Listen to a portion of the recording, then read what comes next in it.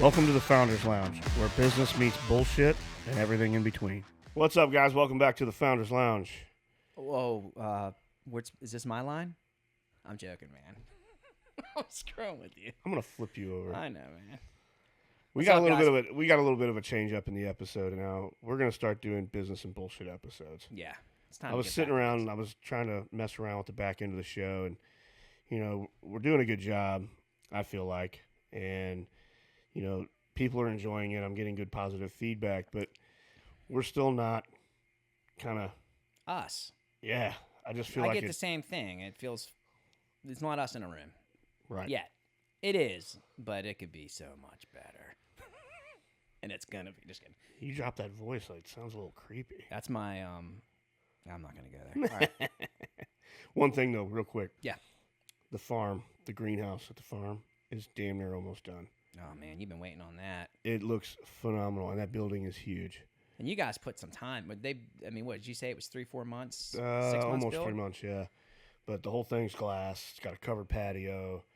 It is a party house. legitimate. Well, I'm allowed to say stuff like yeah, that. it's a legitimate greenhouse, though. Yeah. I mean, like, we will be growing like fruit plants and fruit trees and shit in there that can't grow outside here in Southeast North Carolina or they'll die. But it's just when I drive by it now, I'm like, holy crap, that thing's awesome. We'll have to get some pics and Super proud of flash it it. up on the screen once the thing's done. It is. I mean, I was able to see the architectural renderings, and it looks like it's going to be killer. It's badass. Yeah. All right, first thing I want to get into is some current events. I'm not the current event guy, but I do try to follow what's going on, in the business world, entrepreneurial space. I could give a shit less about anything else, to be honest with you. Yeah. Especially news and politics. But I was sitting around and I was kind of reading this article online, and it was about the article itself was about Gen Z. I don't personally, in my opinion, want to segment them guys out. I'm talking about everybody, but they were talking about this new. How Gen Zs are really making money now on like TikTok Shop, Amazon, eBay, Etsy, and right after I got done reading that, I'm going to self-admit, I'm going to throw myself under the bus here. Yvonne and I were watching Housewives. I love Housewives, and I don't care who knows it, self-admittedly. But one of the ladies on the show, her daughter, they were filming these two, and her daughter, her job, the way that this girl was making money was she would go to Goodwill, and she has her own like little kind of Celtic style, like kind of gothic type shit, and she would go to Goodwill, find these clothes that she could kind of alter and kind of make her own, and she had her own online store and would flip these clothes and was making like awesome money doing it. And I'm like, I think to myself, I'm like, we had paper routes. Right, man. You know what I mean? I told you, like raking leaves, mowing grass, creeps like coming to people's door. Can I rake your leaves? But the technology $2. that's available now and the tools that are available for younger folks, not just Gen Zs, but anybody really, just to be able to go out and start a business with no overhead and do drop shipping and all that kind of shit. I just think it's super cool. No, it is. And you know what else is cool? I mean, you're right. Paper routes, you could get in pretty early. We did seasonal stuff, shoveling driveways of snow. Any age could do that as long as you have the strength to do it. But it does give an opportunity for kids to start working earlier and get a little sense. I was telling you earlier, we were just talking off to the side, like my daughter did a little jewelry. It bombed, but it was a great lesson. It was like she got like 2 orders. Taught her responsibility. Right? Yeah. Like she went out, she took the pictures of the products. I mean, she did this when she was 10. And we manage it, but it's pretty damn cool that you can start a business, a small business, whatever, without any overhead, without any marketing experience, and just see if it floats. Well, even bigger businesses are utilizing these tools now. Now they're launching their products on these platforms. Yeah. Just for SEO presence and, just somewhere to be. But anyway, I just thought that was super cool. That's good stuff, man. Now I think you're going to see a lot more of it. Even, side hustles, entrepreneurs doing, product ideas, using that space just to get them off the ground. Mine kind of plays into that. It's the pivot. We were talking earlier, and we've talked about it before, but it's kind of like what's going on in the business world or whatever pretentious thing you want to call it, but what's just going on in life as it relates to your career and business. And we're seeing a lot of not just small business, but pretty decent sized businesses saying, I got to look in the mirror, see who I am and see what I need to become, because everything is changing at light speed. We've talked about artificial intelligence and machine learning, but it's also the workforce. It's market saturation. It's changing consumer behaviors. And I just can't get out of this mindset that, like, we're going to look back at 2025. We haven't labeled it yet. We haven't put a title to it, but we're going to look back and say that was the start of the big business shift, the pivot, the year that businesses said we need to come up with new identity. Well, the culprit's AI, and I think that's what you're trying to pivot. That's what you're trying to pinpoint. Well, AI is definitely the catalyst of consumer behaviors changing. Obviously it didn't come out in 25, but I think this is the year where it's running rampant. Well, it's more We're accessible in the AI to us. Industrial Revolution today, right now, in 2025. So with the thing that not scares people, but I guess I always like to give unsolicited advice. It's like, don't be scared of the pivot, but do it without panic. Kind of controlled pivot versus the panic, and how can you do it? The reality is the real differentiator heading into whatever we're heading into with automation is going to be humanity. Will be the big differentiator. Listen to your market. What does it want? Can you scale what they want? Can you And doing that as your pivot, we're doing it ourselves in the marketing. So you guys are too. We just had interview where you were talking about this. Yep. And I'll use this as a prime example really quick, and then we can move on. But we are right there right now, right? Cleaning's 10 years old. We have 120 units. We are what would be called, we're still kind of, I think, an emerging franchise. In the franchise industry, less than 5% of brands make it to 100 units before they die. So I feel very blessed, grateful that we've been able to, surpass that, and we're still here. But the model that we built isn't going to, that's what got us to 120 isn't going to get us to 200. Right.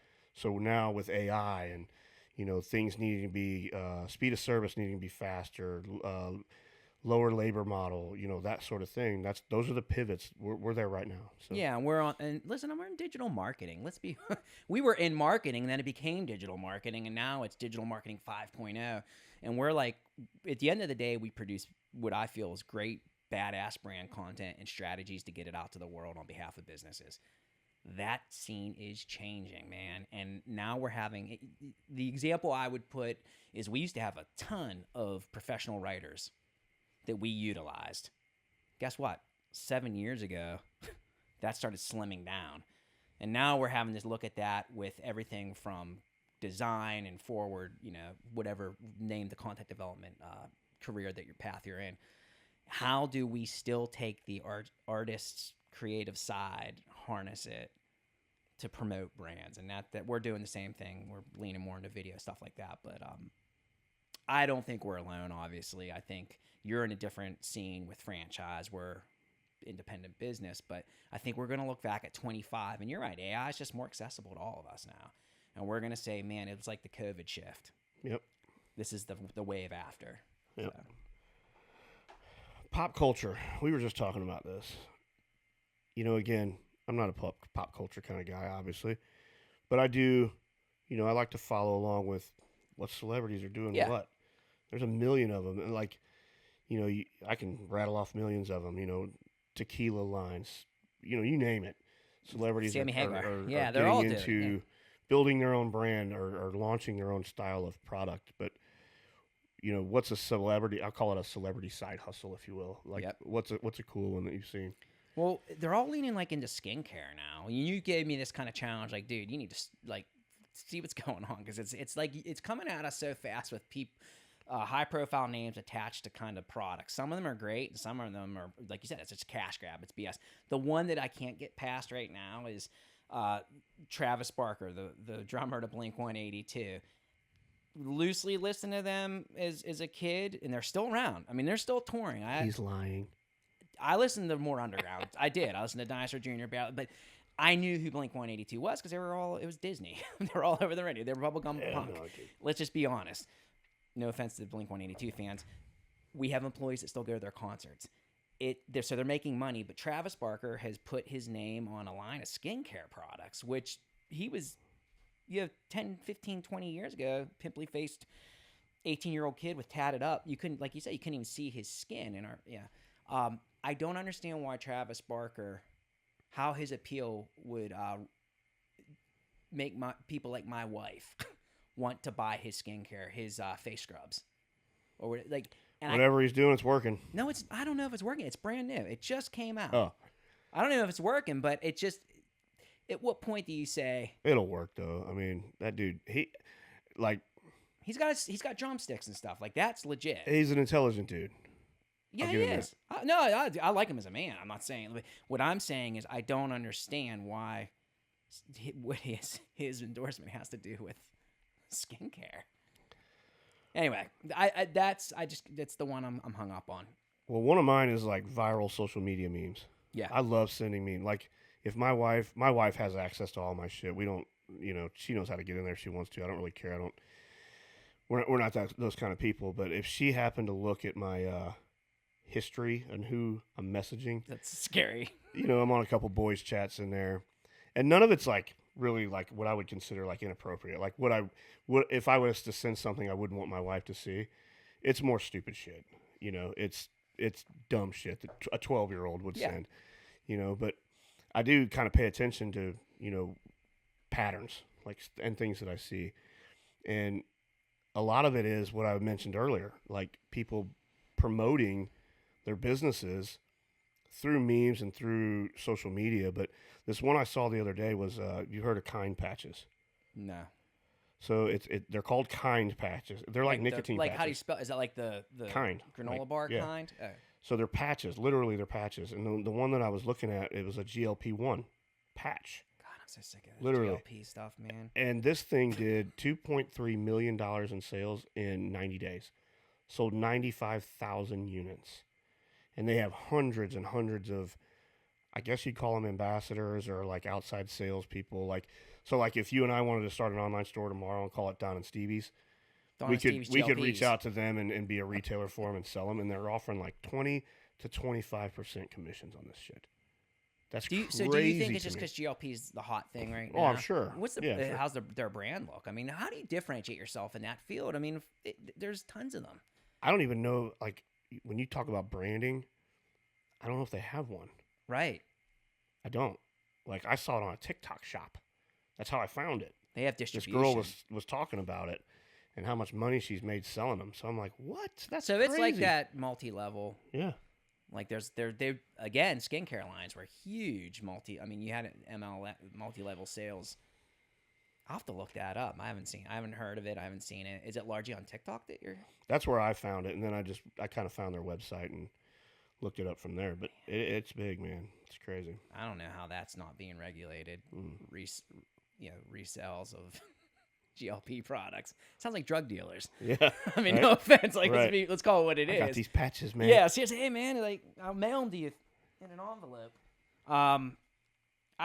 We were going through all this strange news, and you and I always talk about shit like that. But I lean more on the artistic side.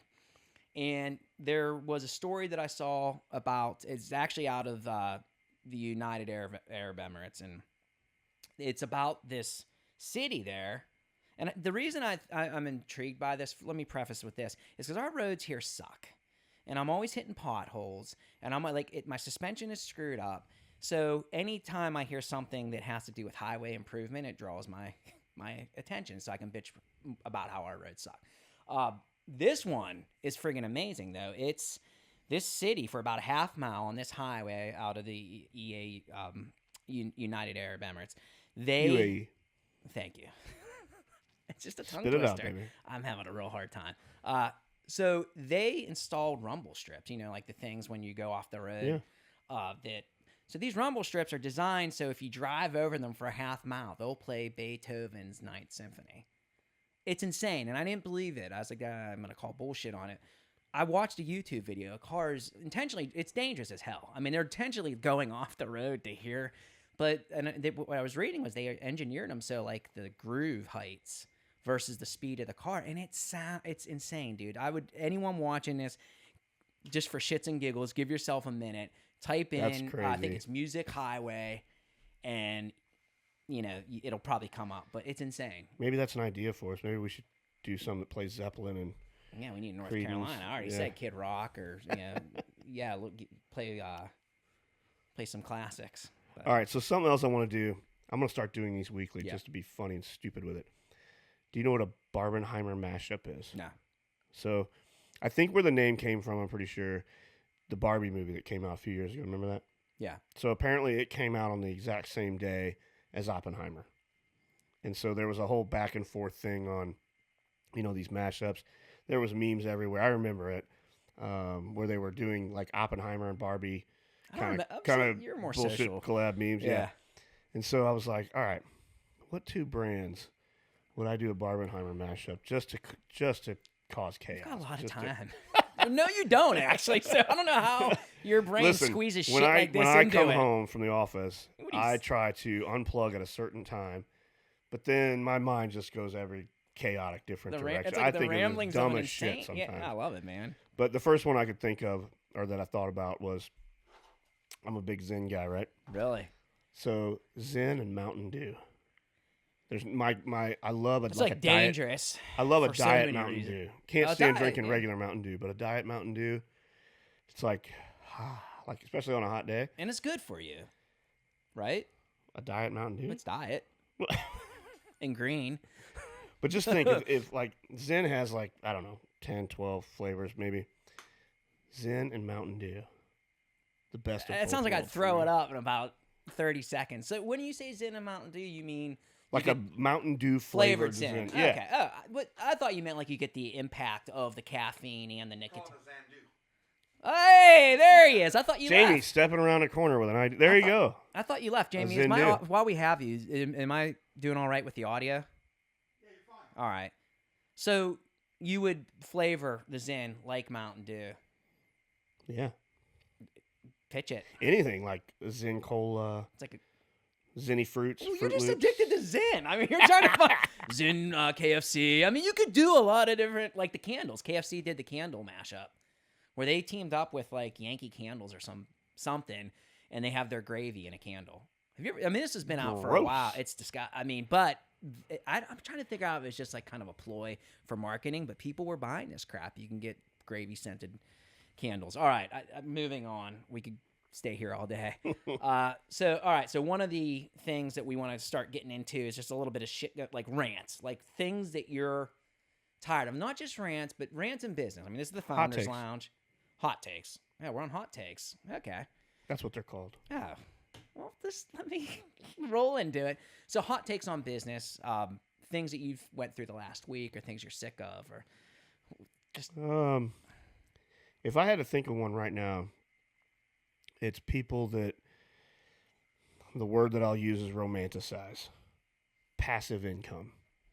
It's easy to do. I mean, there is just this rampant mindset, at least, around me that I keep seeing, of people just thinking that they should be able to make money without working that hard for it. And actually not having to build something to create passive income.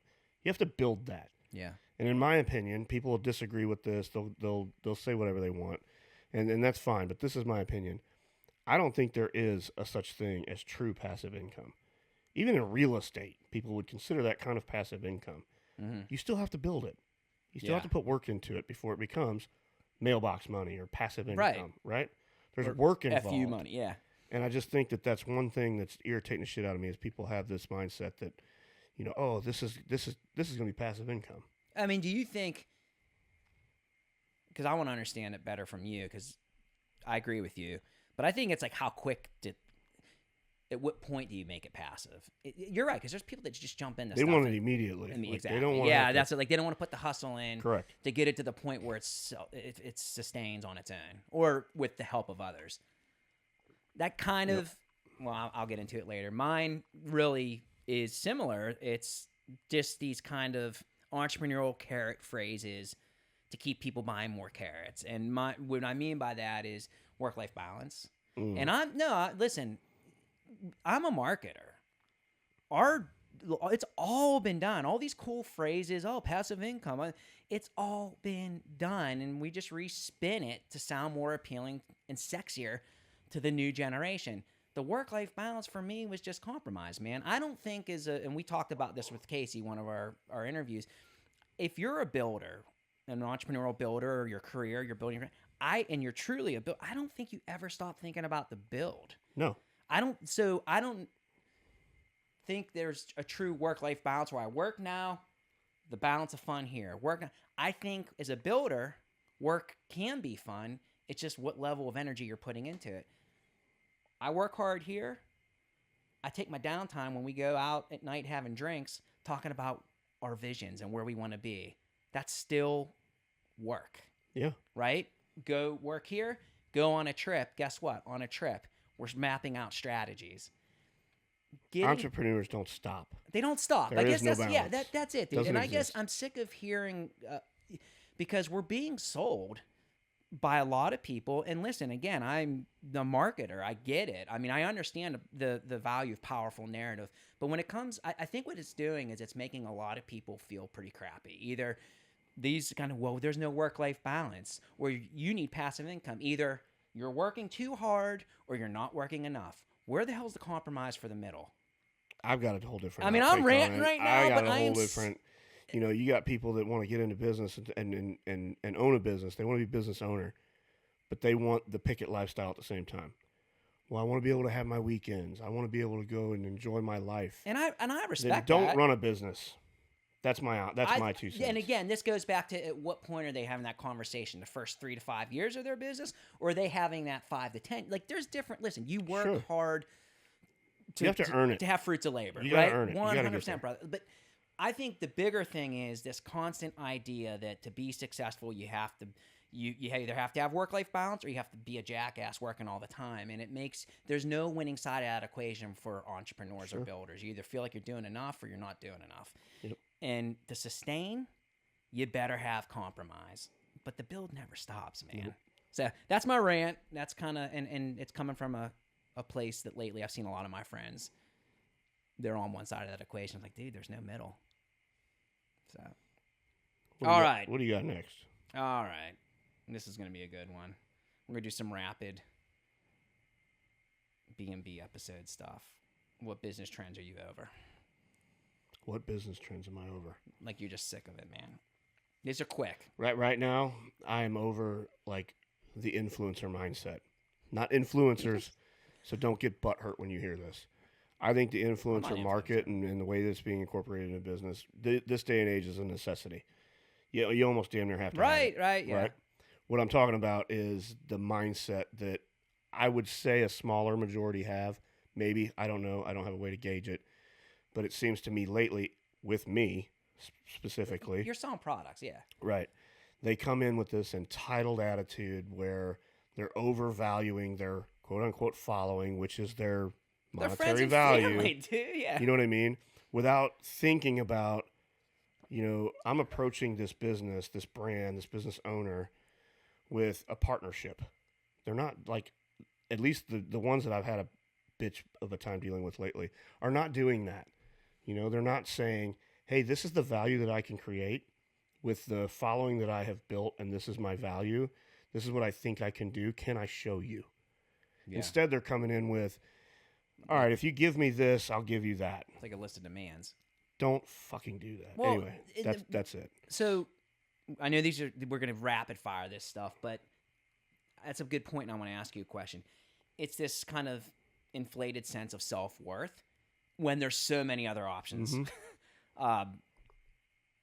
When you sit down with an influencer, I just want to dive a little deep.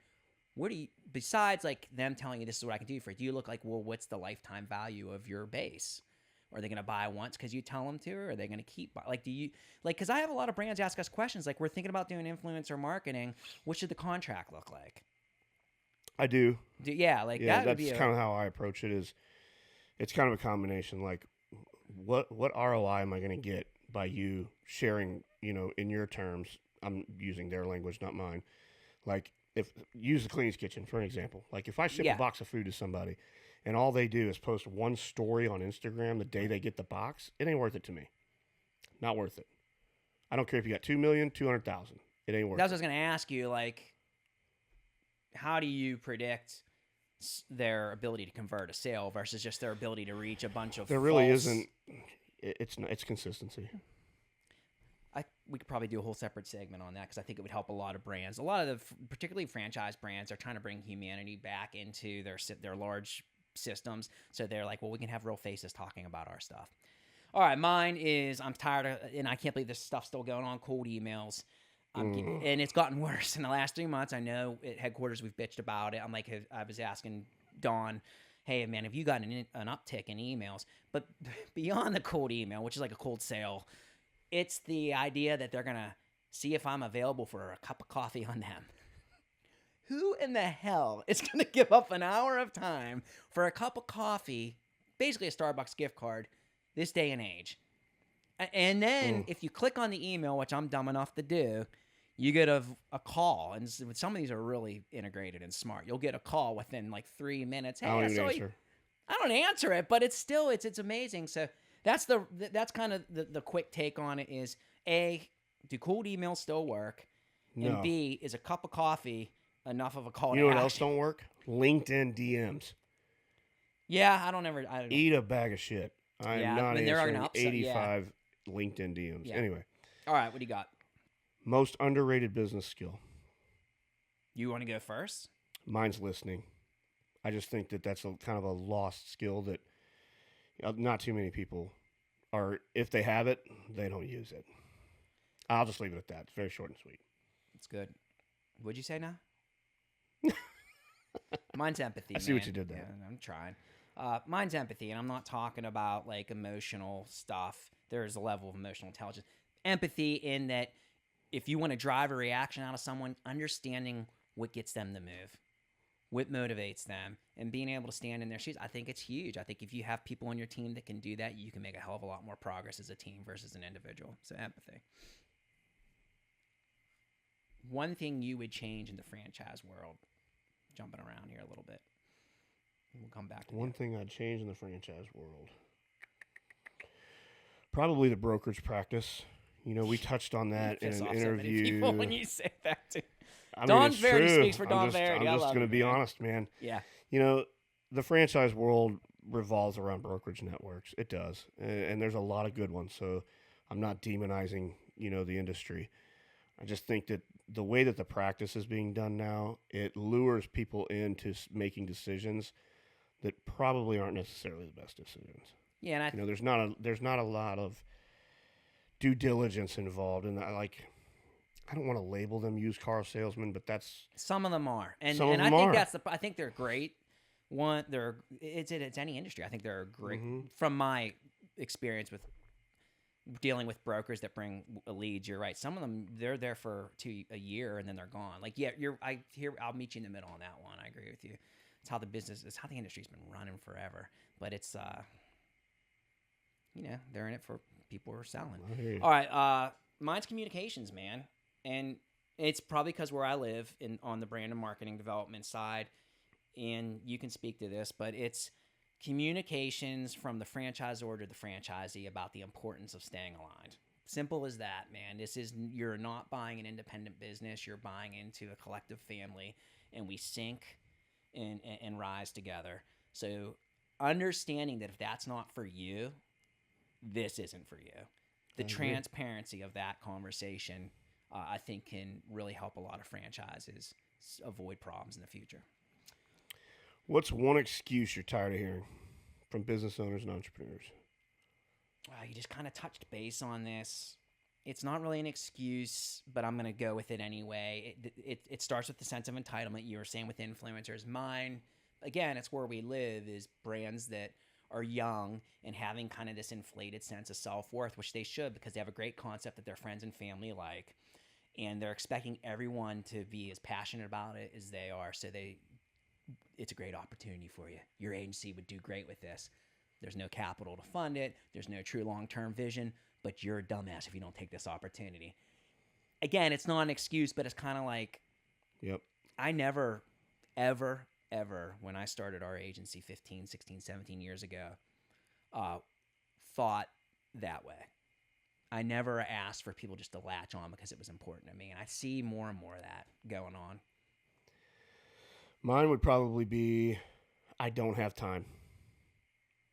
That one just, like, it makes my skin crawl. Balance. Yeah. Goes back to that whole I want my weekends. I want to be able to go do XYZ. in the first year of business. That's the key right there, brother. Like First 2 years. you're not. I don't look at you as like a cynic. You guys work hard and play hard, but in the first let's be honest, 3 to 5 years, even I think of launchings, anything.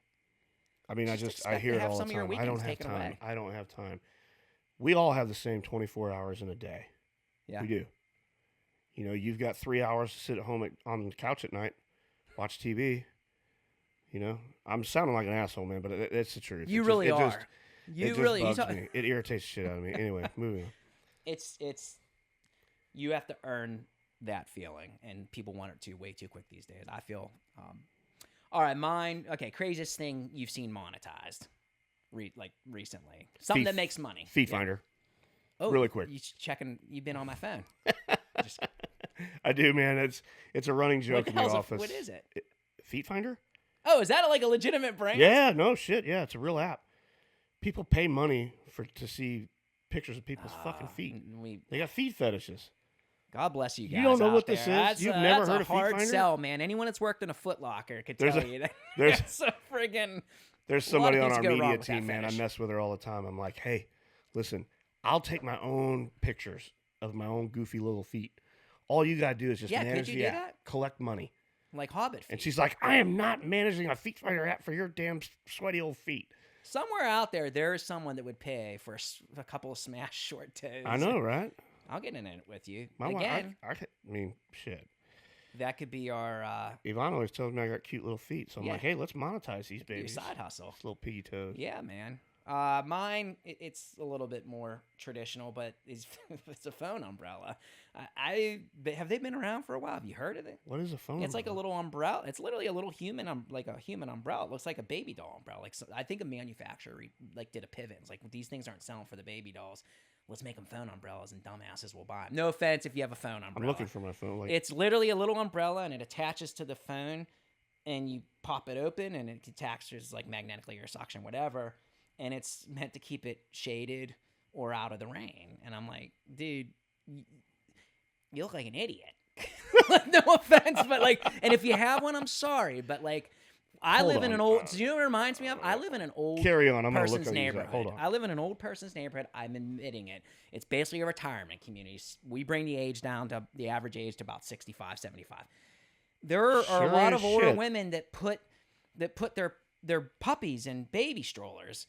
These are puppies. They want to walk. These are the goofiest little fucking things. They're dumb, and everyone. I mean, if you go to a Five Below, you'll see. I thought it was a joke. I was like, it's like they're $10. They're expensive, right? Right. And you watch 2026. These damn things are going to be everywhere. It's going to be obnoxious. We're going to be people walking around with umbrellas on their phone. How do you wake up one day and you go, you know what? You know what idea I have? An umbrella for my phone. I really think and I put it when we were going through this in my notes. I think an American Girl brand, a baby doll brand, had an excess of inventory of accessories for baby dolls. Hey, this is a rainy day inventory idea. It's not selling. Screw it. It's a phone umbrella. Throw a suction cup on that baby. Let's roll. You guys look it up. Just look it up. It's insane that someone would even spend $10 on it. I'd sooner accept a cold email for coffee than I would go and spend $10 on one of these umbrellas. I drop my phone in the toilet all the time anyway. It doesn't matter. It'll live. All right. Well, that closes it out. This is. I don't know what else. What you guys think? We went from phone umbrellas to anyway. I love it, man. All right, guys. Well, thanks for listening to the bullshit episode. These were fun. I'm gonna keep doing let's keep doing it. This is awesome. But if you laughed, learned, or left angry, we did our job. So yeah. Till next time. Thanks, guys.